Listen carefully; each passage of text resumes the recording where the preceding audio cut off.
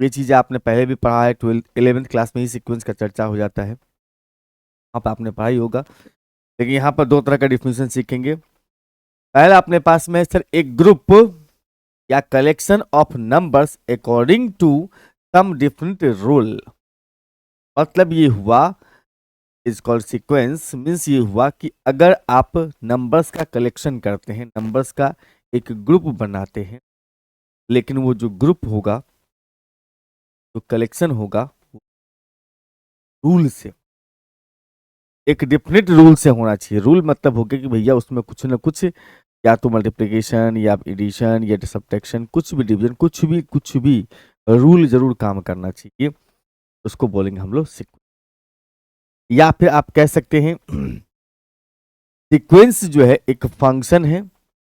Sequence is a function which domain is the set of natural number n and is या फिर subset of n and range is the set of real number. मतलब वैसा function जिसका domain हो natural number, चाहे natural number का subset, और इसका रेंज जो है वो रियल नंबर आता होगा। मीन्स आप ऐसा कह सकते हैं यहां पर, दैट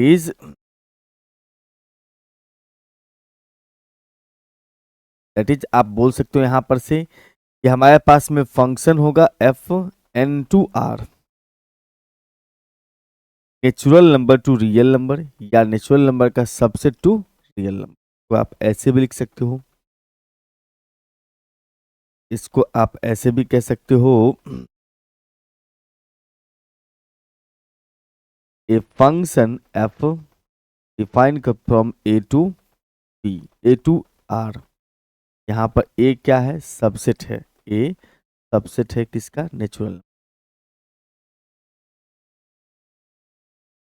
तो फंक्शन के रूप में भी आप सीक्वेंस को, sequence is a function defined from natural number to real number या subset of natural number to is called. अब सीक्वेंस जो होता है, अगर उसके एलिमेंट्स कुछ इस प्रकार से u1 u2 से लेके un तक, सर हमने तो t1 t2 t3 पढ़ा है, मैं सारी बातें आपके सामने रखने वाला हूँ। कोई भी सीक्वेंस अगर आपको दिया हुआ है, कोई भी सीक्वेंस अगर दिया हुआ है, उसके टर्म्स u1 u2 u3 से लेके un तक है। मतलब कहूँ तो u1 u2 से लेके un तक अगर दिया हुआ है, ठीक है, तो इसको हम लोग डिनोट करेंगे, इस पूरे सीक्वेंस को डिनोट करेंगे हम लोग किससे, छोटा ब्रैकेट में un या करली ब्रैकेट में un, या फिर आप इस टाइप से भी लिख सकते हैं, ये भी ब्रैकेट ही बोलोगे इसको, un को हमने less than greater than sign के बीच में डाल दिया। रिलेशन ग्रेटर देन नहीं है, बस ये बताता है कि सीक्वेंस है। मीन्स आप यहां से ये कह सकते हो, मीन्स यहां से आप ये कह सकते हैं कि un अगर आपको लिखा हो इस टाइप से, है ना, ब्रैकेट वाला un लिखा हुआ है, इसका मतलब आप इसको समझ के चलोगे, इसका मतलब क्या समझ के चलोगे सर, इसका मतलब समझ के ये चलोगे कि ये ऐसे भी लिखा जा सकता है, कर्ली ब्रैकेट में un, या फिर आपको ऐसे भी लिखा जा सकता है, छोटा ब्रैकेट में un। इस सब का एक ही मीनिंग है, ये सीक्वेंस को रिप्रेजेंट करता है, u1 u2 u3 से लेके कहां तक u, समझ रहे हो बात। अगर आपको ऐसा लिखा दिखाई दे, इसमें लेस देन ग्रेटर देन के ब्रैकेट में, लेस देन ग्रेटर देन वाले ब्रैकेट में लिखा जाए ए एन, या फिर करली ब्रैकेट में ए एन, या फिर स्मॉल ब्रैकेट में ए एन लिखा जाएगा, इन दैट केस हम लिख सकते हैं कि A1 है, A2 है, A3 है। देखो पॉपुलर तो बच्चा क्लास में 10th में जब आप पढ़ते हो ना, उस केस में ए ही पॉपुलर चलता है। जब आप 11 12th में घुसते होंगे तो उस समय टी चलता है पॉपुलर, जैसे ये दिखा मैंने टी एन, कर्ली ब्रैकेट में टी, या फिर छोटा ब्रैकेट में टी। इस सब का एक ही मीनिंग है सर, T1 T2 T3 से लेके कहाँ तक टी। समझ रहे बात को? जब आप बच्चा क्लास में पढ़ते हैं 10वीं क्लास में, तो ए से डिनोट करते हैं हम सीक्वेंस को, A1 A2 A3 से लेके AN तक। जब 11th में जाते हैं तो टी से T1 T2 T3 से लेके TN तक चलता है। अब वहीं पर अब जब हम लोग यूज करेंगे इसमें, खासकर बीएससी के अंदर में, तो चलेगा U1 U2 3 से UN तक। ये सीक्वेंस का नोटेशन, डिनोट करते हैं हम लोग सीक्वेंस। अब नोटेशन ऑफ टर्म्स, ये भी पता होगा आपको कि सीक्वेंस के अंदर में जो ये नंबर सब लिखा गया है, ये सब जो नंबर्स लिखा हुआ अपने पास में U1 U2 U3, ये सब टर्म्स है। ये सब जो लिखा गया है ये सब क्या है सर? टर्म्स है। सब क्या है? टर्म्स है। तो अपने पास जो भी सीक्वेंस होता है उसके टर्म्स को हम लोग, फर्स्ट टर्म को हम लोग T1 से या फिर UN से या फिर A1 से नोट करते हैं। सेकेंड टर्म को हम लोग T2 से या U2 से या A2 से नोट करते हैं। थर्ड टर्म को हम लोग T3 से U3 से या A3 से नोट करते हैं। अप टू अगर nth टर्म तक चलेगा मामला तो हम लोग TN से UN से चाहे AN से नोट करते हैं। ये जो आपको लास्ट में दिखा है कौन सा? TN, इसको हम TN को AN या UN कह रहे हैं। ये जो है ये तो nth टर्म है ही, साथ साथ में इसका और भी नाम है। इसका और नाम क्या है सर? इसका नाम जनरल टर्म है। क्या नाम है sir? General term. General term का मतलब हुआ कि ऐसा टर्म जिससे हम कोई भी टर्म निकाल सकते हैं। जैसे n के जगह पे 1 पुट कर दिया तो पहला आ जाएगा, n के जगह 2 पुट कर दिया दूसरा टर्म आ जाएगा, n के जगह 3 पुट कर दिया तीसरा टर्म आ जाएगा। मतलब सीक्वेंस का वैसा टर्म जिससे हम कोई भी टर्म फाइंड आउट कर सकते हैं, उसको बोलते हैं हम लोग जनरल टर्म। समझ रहे हैं बात को?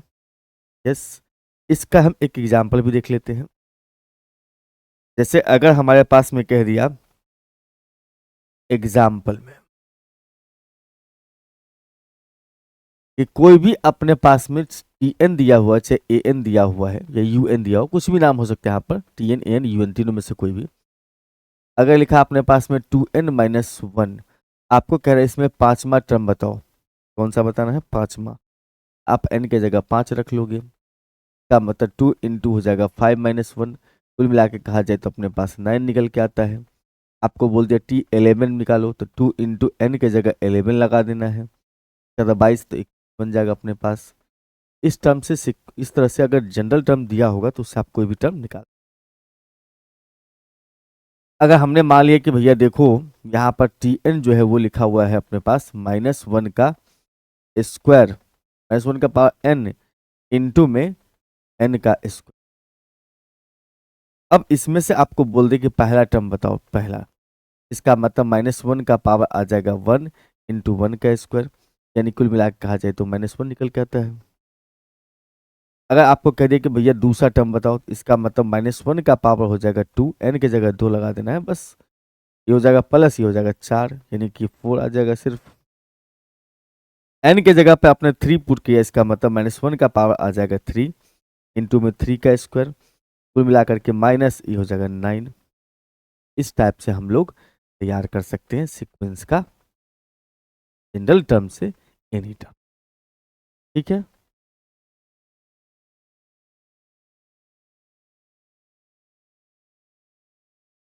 अब आते हैं सर हम लोग टाइप्स ऑफ सीक्वेंस में। सीक्वेंस का जो है डिफरेंट डिफरेंट टाइप्स होता है। बचपन क्लास में हम लोग दो ही तरह का पढ़ते हैं, फाइनाइट और इनफाइनाइट। यहाँ बहुत सारा पढ़ेंगे, बहुत सुंदर सुंदर है अपने पास में सीक्वेंस का। देखो फाइनाइट सीक्वेंस किसको बोलते हैं? A sequence is said to be finite if it has finite number of elements या फाइनाइट नंबर ऑफ टर्म्स। मतलब वैसा सीक्वेंस जिसके पास फाइनाइट नंबर ऑफ टर्म्स हो, नंबर ऑफ टर्म्स को हम अगर काउंट कर सकते हैं तो कहलाता है वो फाइनाइट सीक्वेंस। या फिर ये भी कह सकते हो वैसा सीक्वेंस जिसके पास जो इन टर्म जरूर हो, must has an in term.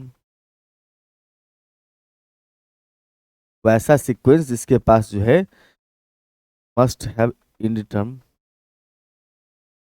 मतलब वैसा सीक्वेंस जिसके पास इन अंत वाला टर्म जरूर हो, मस्ट हैव एन इन। तो वैसा सीक्वेंस जिसके पास अंतिम टर्म आपको दिया होगा उसको बोलेंगे फाइनाइट।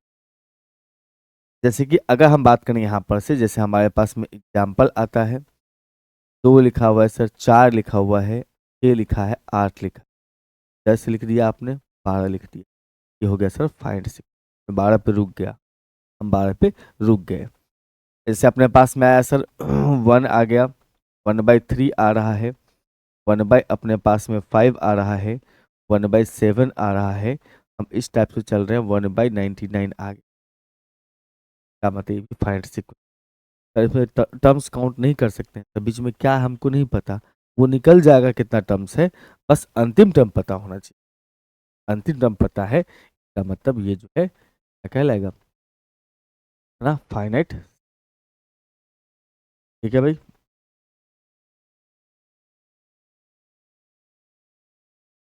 अब इनफाइनाइट सीक्वेंस किसको बोलते हैं सर? इनफाइनाइट सीक्वेंस वैसा सीक्वेंस जिसके जिसके पास इनफाइनाइट नंबर ऑफ टर्म्स हो।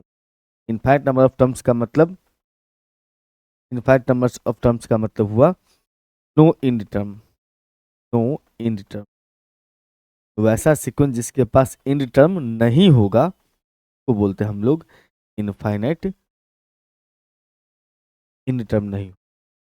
जैसे कि अगर मैं बात करूं यहाँ पर से 2 4 6 8 इस प्रकार से लिख दिया, या आगे डॉट डॉट कर दिया, हमें नहीं पता कि कहाँ पर ये रुक रहा है, अंतिम टर्म नहीं पता, इसका मतलब हम नंबर ऑफ टर्म्स फाइंड नहीं कर सकते। मैंने कह दिया यहाँ पर से देखो 1 है, 1/3 है, 1/5 है, 1/7 है, इस टाइप से हम लिखते चले गए, हमें इन टर्म नहीं पता है, इसको बोलेंगे हम लोग इनफाइनाइट सीक्वेंस। इनफाइनाइट सीक्वेंस का मतलब सीधा सीधा बात वैसा सीक्वेंस जिसके पास अंतिम टर्म नहीं हो। फाइनाइट सीक्वेंस का मतलब वैसा सीक्वेंस जिसके पास अंतिम टर्म। ठीक। अब आपको कोई बोल दे कि सर सीक्वेंस का एग्जाम्पल दीजिए, सीक्वेंस का एग्जाम्पल तो आप यहाँ नहीं दिए, आप समझ लो भैया सीक्वेंस जो है एग्जाम्पल आपको यहाँ पर देखने को मिल गया, ढेर सारा सीक्वेंस है, ये सब एग्जाम्पल है। ये बात समझ में आते हैं sir constant sequence, A sequence with a constant number in range. मतलब हुआ कि अगर कोई सीक्वेंस है कि रेंज में क्या आता हो, कांस्टेंट नंबर आता हो, कांस्टेंट नंबर आता हो।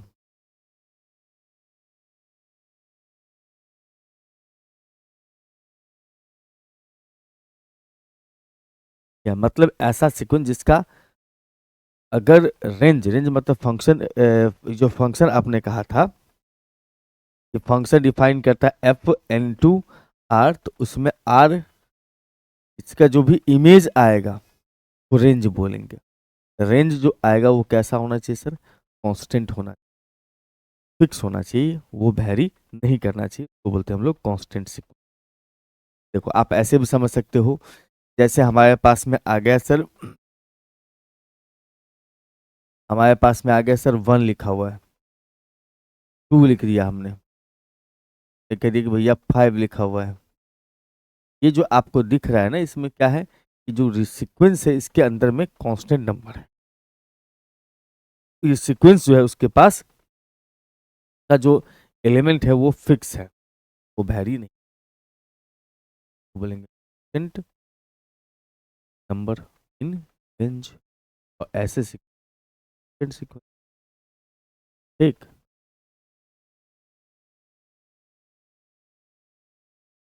अब आते हैं सर हम लोग इसमें पीरियोडिक सीक्वेंस में। पीरियोडिक सीक्वेंस किसको बोलते हैं sir? When range is triggered from one element to another element. मतलब जब कभी भी रेंज यानी कि इमेज जो वैल्यू आएगा सीक्वेंस का, सीक्वेंस के जो टर्म्स आएंगे वो हमेशा एक एलिमेंट से दूसरे एलिमेंट पर ट्रिगर करता हो। ट्रिगर करने का मतलब वो चेंज करता हो, कभी 1 आता हो, कभी -1 आता हो, कभी 2 आता हो, कभी -2 आता हो, कभी 2 आता होगा, कभी 4, फिर कभी 2 आता हो, फिर 4। मतलब ये 2 एलिमेंट पर ही वो ट्रिगर करेगा, मतलब हमेशा 2 ही तरह का रिजल्ट देगा।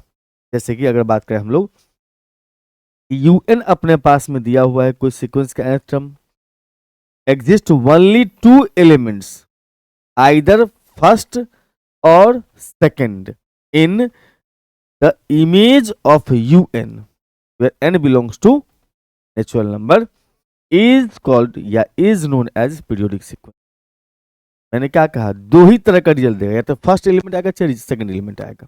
देखो जैसे मैंने कह दिया यहाँ पर से एग्जाम्पल में UN बराबर लिख दिया हमने -1 का पावर n है, -1 का पावर n है।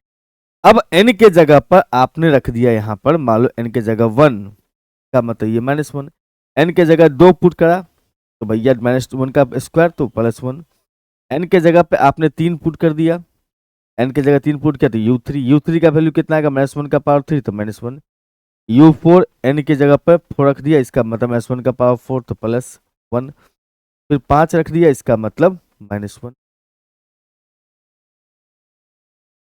एक अब यहां पर से एक बात समझ में आता है हमें कि जो भी सीक्वेंस का टर्म्स आ रहा है वो दो ही तरह का रिजल्ट देता है। सीक्वेंस का जो टर्म्स है यहां पर कह सकते हो कि ये हमेशा या तो -1 देगा या +1 बस, दो ही तरह का रिजल्ट देगा, या तो -1 देगा या फिर +1 देगा, उसके अलावा कुछ नहीं देगा। इसका मतलब या तो 1 पे जा रहा है रिजल्ट इसका, या फिर -1 पे आ रहा है, दो ही एलिमेंट पर ट्रिगर कर रहा है, तो बोलते हैं हम लोग पीरियोडिक। ठीक, उसके बाद बात करते हैं सर इक्वालिटी ऑफ सीक्वेंसेस, दो सीक्वेंस बराबर कब होते हैं, दो सीक्वेंस बराबर कब होता है। तो हमारे पास में एक सीक्वेंस है S जिसका एलिमेंट दिया हुआ है अपने पास SN, स्मॉल s होगा इसके अंदर, है ना, स्मॉल s, टर्म्स को हमेशा SN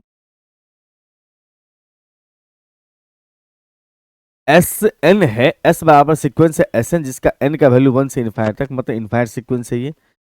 और ये दिया अपने पास में T जिसका एलिमेंट से Tn 1 से लेकर के कहाँ तक, इनफाइनाइट तक है, इसका मतलब ये भी क्या है, इनफाइनाइट सीक्वेंस है। तो दोनों सीक्वेंस इक्विवेलेंट होगा, या फिर आप यहां पर से कह सकते हो इक्वल होगा।